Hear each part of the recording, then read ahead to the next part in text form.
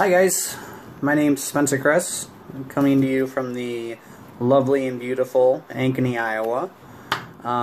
It's about 10:30 in the morning here, and I'm guessing about 65 degrees.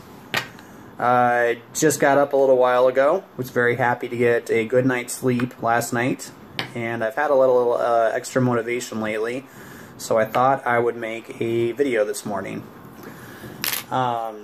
So a little bit about me before we get started. I realize most people don't know who the hell I am, and how could they? I've been playing professional poker for about a year now, and before that I was playing, I guess, what you would call semi-professionally, deriving a significant portion of my income from poker for probably 3 years prior to that. Now, before I started making any money in poker, I've been playing for about, I guess, 15 years now. So there was about a 10-year gap where I was really giving a lot of money away, and I thought I was pretty good, you know, I was experienced or whatever, or so I thought, and you know, it turned out that maybe I wasn't. So obviously there was some things that I had to pick up along the way to turn my game around and to get to a point where, you know, I could win some money and turn my hobby into more of a profession and, you know, get to do what I loved. So I thought I'd start a series, and I'm gonna probably, the idea I've been throwing around is to call it ProStrat. And it's going to talk about some of the stuff that I learned on the way up to becoming a professional, successful player, and you know, help you guys. That I'm sure there's a lot of passionate people out there. Help you guys be able to turn your game around too. So today, what I wanted to talk about. God, I'm glad to get through that fucking intro, man. Like, I rehearsed that shit so much, and it's so ridiculous. And I fucking fumbled a little bit, but we're rolling with it anyway. So. Today what I wanted to talk about is I've gotten to play a lot around the country this past year. I've been really fortunate and that I've been able to do that. Gotten to play in Las Vegas, you know, Los Angeles, Washington D.C., Kansas City, a lot around the Midwest, and everywhere I go, it seems like there are a lot of people that are making these types of mistakes. So I wanted to address them on the channel and give you guys the opportunity to be able to not make these same mistakes. So the mistakes we're going to be talking about today are people playing hands that they should not be playing, and that, you know, you and your friends should not be playing. And when we're talking about these, I have to have the precursor first that a lot of these hands we're talking about early position and middle position when you shouldn't be playing them. So in these hands, if you have the button, the cutoff, which is, you know, whatever, I think most of you know, but 1 off the button, or the hijack, which is 2 off the button, then a lot of these hands are going to be acceptable. But if you get much further into middle position, a lot of these hands are going to be statistical dogs. And, you know, if you're going there to make money and to move forward, these are kind of the types of hands that you want to be cutting out of your game, because it's going to help you, and it's, you know, your hourly is going to increase. So we got through the intro. We're going to jump right in. Now, the first category of hands that I wanted to talk about, got this all prepped up. Annie's helping me. Get out of here, dog. Come on.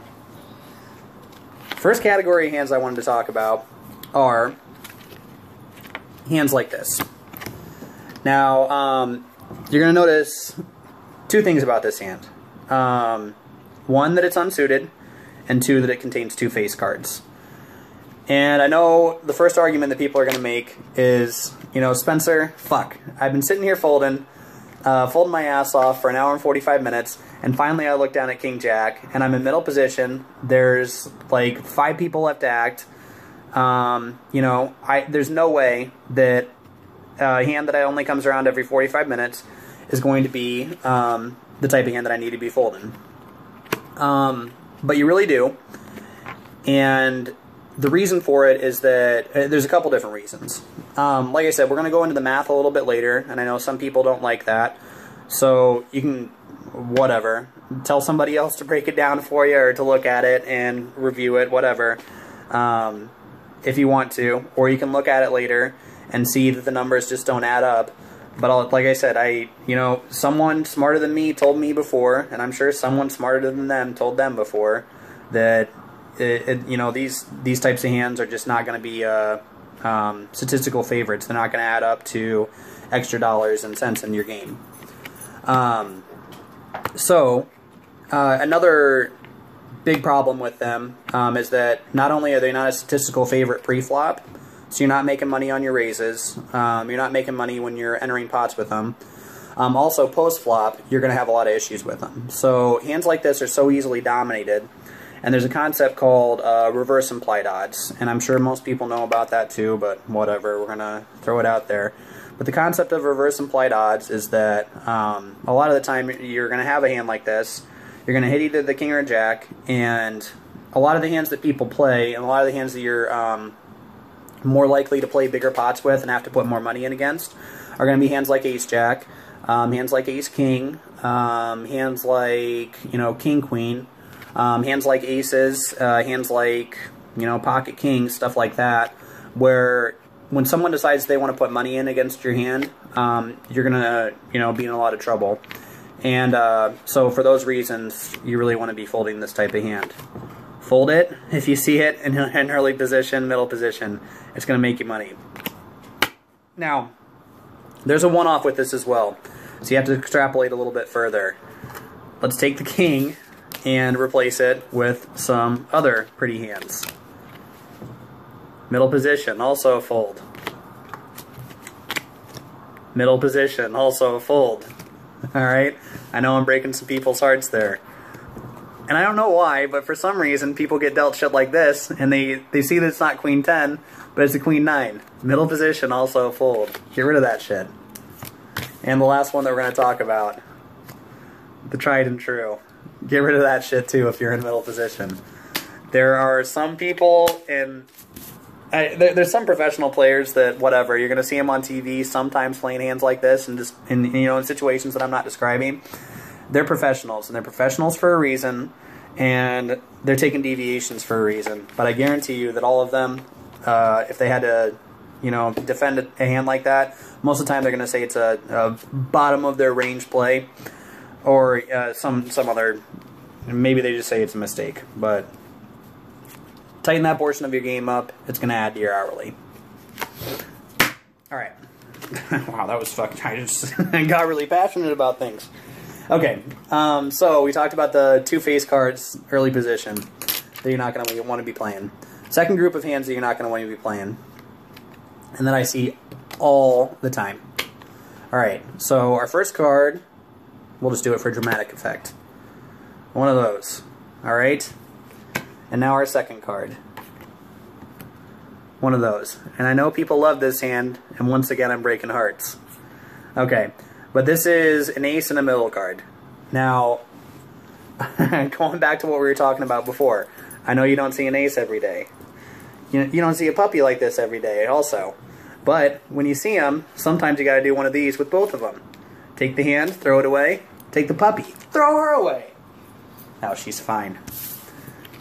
Some of the same types of problems with these hands, okay? Easily dominated, very, very easy for someone to have a bigger hand, and once the money starts going in, you have real issues because you're not beating the types of hands that you want to be beating for big amounts of money.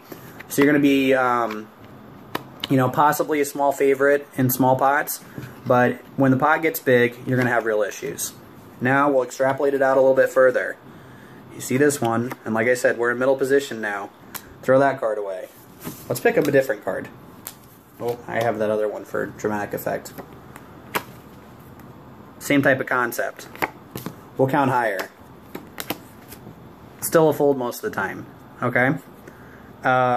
Still very easily dominated. Still a statistical dog. And I'll show it later. We'll run through all the numbers if you guys want to.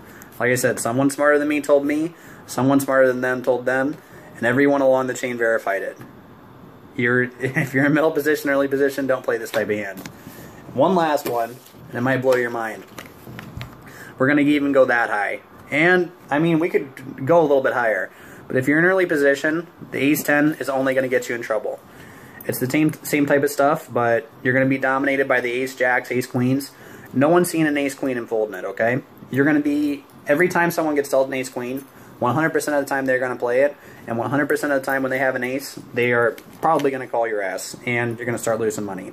So, do yourself a favor, get rid of those types of hands. Alright. You can stay if you're good. We got 2 more examples of hands that you're not going to want to be playing that I see all the time. Okay. So that, I gotta fan this out. Okay, so, next type of hand that I see all the time. You gotta go somewhere else, baby. Thanks for your help, though. All the time. We're gonna look down at our first card. It's gonna be one of these. Alright? Then we're gonna look down at our second card, and it's gonna be any of those. Alright? And I've been guilty of these. The dog's really helping me out now. I've been guilty of these a ton in my life. It used to be King 5 suited for me all the time. I had some notes and some talking points on these type of hands. Okay, now I think the argument for it a lot of the time, or at least my argument when I was playing them, is that a king high flush is going to be so powerful when I get it, that it's going to make up for whatever. Let's say you're in a $1, you know, you're in a 1-2 game or you're in a 2-5 game, right? So we call for $2, and then we can somehow win $200 on this hand. And for the one time in 100 that we hit it, or whatever, you know, we're getting 100 to 1 on our money. Because we limp in for $2, then we have the possibility to win $2 or $200. Dog, oh my god, this dog's killing me. I wish I could pull this video up. She's fucking waged war on my pants. I don't know what's going on there. Ankle biter.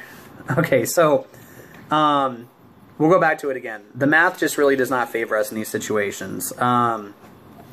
If you're looking for the math on how often you flop a flush, 0.8% of the time. So less than 1 in 100. The second backdoor option that a lot of people claim is trips in this situation, right? They go, oh, well, I don't need to flop a flush. I've got a disguised hand. I can also, you know, whatever, hit some other strong hands. Trips are going to hit about 1.3% of the time. Now, and like I said, I had these same arguments when I was playing before, and back, you know, back in the Stone Age, even when I was playing semi-professionally, actually, I had some of these thoughts about, you know, these aren't that big of a leak. Like, I'm just going to incorporate them into my game. I don't want people to think I'm just playing aces. So, you know, I'm going to throw these in there.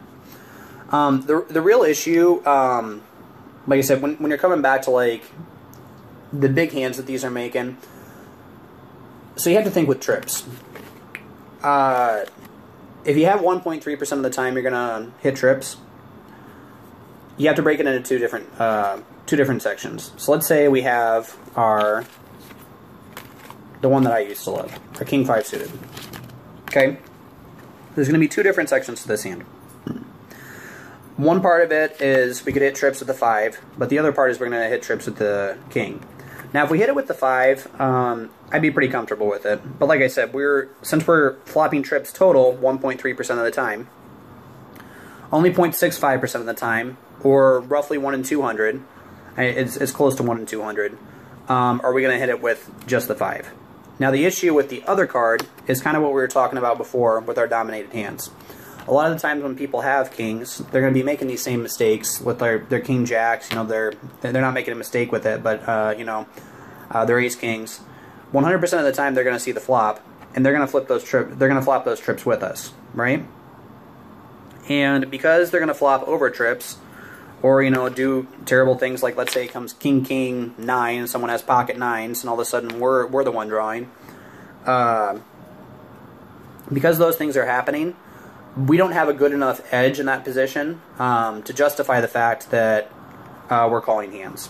So like I said, statistical dogs here, not making the type of hands that you want to make, and not doing it often enough to pay off. So get rid of those types of hands in early position. God, there was something else I wanted to talk about. One other thing I wanted to talk about for sure. This also applies to that one. So, everyone get it? Okay. And, yes, same goddamn thing. A suited 5-gapper is not a suited connector.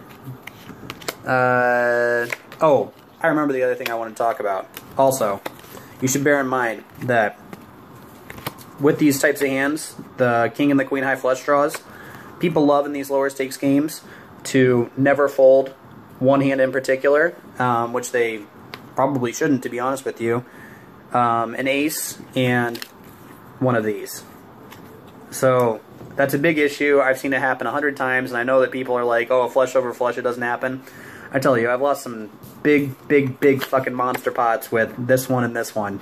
And you don't get a fold at that point, and all of a sudden your entire stack is gone. So save yourself early. Alright, last category of hands, and then, like I said, we'll most of you can turn it off if you're not interested in the math, but, you know, whatever. We're going to have a different section where we run some numbers. I got some spreadsheets made. They're really fancy, and we'll break down some of the stuff. So, last group of hands that you shouldn't be playing in early position. And like I said, once again, we're going to make some videos later where, you know, we can talk about how you build your range back up. And, you know, I'm not a fan of folding either. So, you know, I don't want people thinking I'm only playing aces. So we can talk about in a later episode how you build your range back up constructively, and how you incorporate some of these weaker hands into your game, mostly in later position, to make sure that people aren't just folding to you. But with that said, this is a folding video talking about hands we're going to fold. So the last group of hands that we need to be folding, early position, we're going to do this one for effect. I know I'm really going to break some hearts here. Last group of hands that we need to be folding in early position. Suited connectors. Now, suited connectors are along the same vein as these king high, queen high suited hands. Okay. If we're running math, suited connectors are going to flop 3 of a kind or better, roughly 1 in 20 times. Okay. And we're going to have a lot of the same issues with these hands. You know, it's going to be great when we flop them, but is our investment going to pay off? Are we going to be making enough money? So if we have to flop a hand 1 in 20 times, let's say that we called $2 in a 1-2 game. Okay, we need to be making, you know, 40 bucks on our investment to be able to get our money back. Now that would be all well and fine, and you know, in multi-way pots, if we were guaranteed every time that we made these types of hands to get 20 to 1 on our money. What the issue becomes is that a lot of people are limping these in, and then you're going to be facing raises in later position. If you're gonna be able to make the type of money you want, you're going to be facing raises from later position players a lot of the time. So what'll happen is, and I'm sure you've seen this scenario before, and if you haven't, then whatever, take a couple times and go ahead and run with it and see if I was right. But you limp in for $2 in early position, this type of hand, right? Because you're saying, oh, well, rather than raising with this type of hand, which would probably be a better play than limping, you say, I'm going to limp it. This guy on the internet told me that I shouldn't play it, but I'm going to make a $2 mistake instead, right? So you limp it, and then it goes around, and someone makes it, let's call it 15 bucks in later position, all right? And you get like 4 callers, and you say, oh, okay, well now I have odds, and I'm going to go ahead and play this hand. Now, sometimes this works out beautifully, right? You hit your 1 in 20, and then you just stack somebody.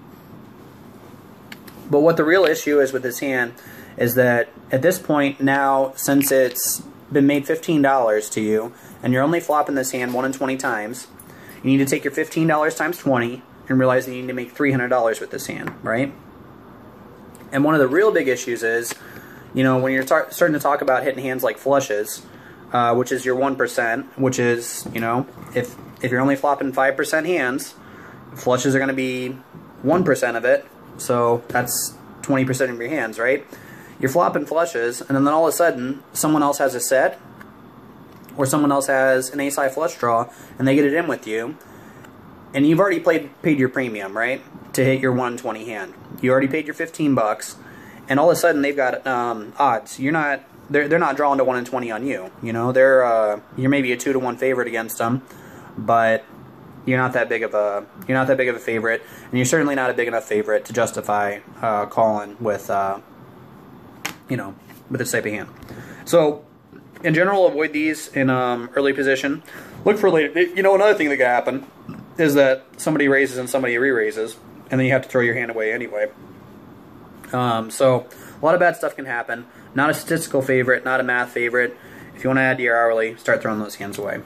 And we have some other examples too. But I know another heartbreaker. I fucking love that hand, but you got to be ditching it early position. And when we're talking about hands like this, a lot of the time just throw them in the muck. 4 high flush draws, 5 high flush draws. In addition to being baby flush draws, they can easily be overflushed. Also, you're taking out, only you have to fill in the ace and the 2, and then the 5 on this side to make your straight. You don't want to be taking away combinations. You don't want to be, the 3-4. It doesn't go 2 ace king to make you a straight. Real issue with 3-4, 4-5 that you're not being able to count all the way down. So fold those type of hands. Add to your hourly. We're going to talk a little bit math. If you've stayed with me this long, please like and subscribe, man. It would help me out a lot. I'm not going to beg, but it'd be cool. If you like it, we're going to add some more tips. So we'll hop into the math section. Thank you if you stayed with me this long. And I imagine you're hooked at this point. So we're going to zoom on to the math.